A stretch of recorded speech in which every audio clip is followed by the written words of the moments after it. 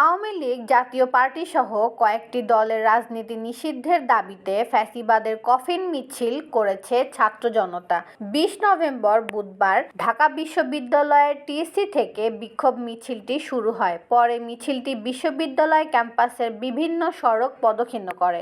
এর আগে সংক্ষিপ্ত সমাবেশ ছাত্র অধিকার পরিষদের সভাপতি বিন-ইয়ামিন মোল্লা বলেন, আসিফ মাহমুদ বলেছেন বিদেশি দূতাবাসগুলো আওয়ামী লীগকে নিষিদ্ধ করতে বাধা সৃষ্টি করছে। আমরা বলতে চাই, আসিফ মাহমুদ, নাহিদ ইসলাম, আপনারা মৃত্যুর পরোয়া করেন না। আপনারা ছাত্র জনতার বিপ্লবের মধ্য দিয়ে উপদেষ্টা হয়েছেন।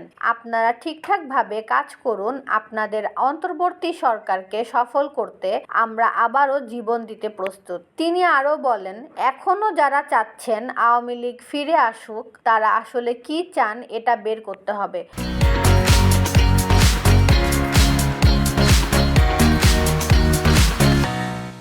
প্রধান উপদেষ্টা যদি মনে করেন আওয়ামী লীগকে ফিরিয়ে আনবেন, তাহলে একটা গণভোটের আয়োজন করেন, দেখেন মানুষ কি চায়। আরও একটি বিষয় করেন, যারা আওয়ামী লীগকে ফিরিয়ে আনতে চায় তাদেরও দেশের মানুষ চায় কিনা সেটার বিষয়েও মানুষের কাছে জানতে চান।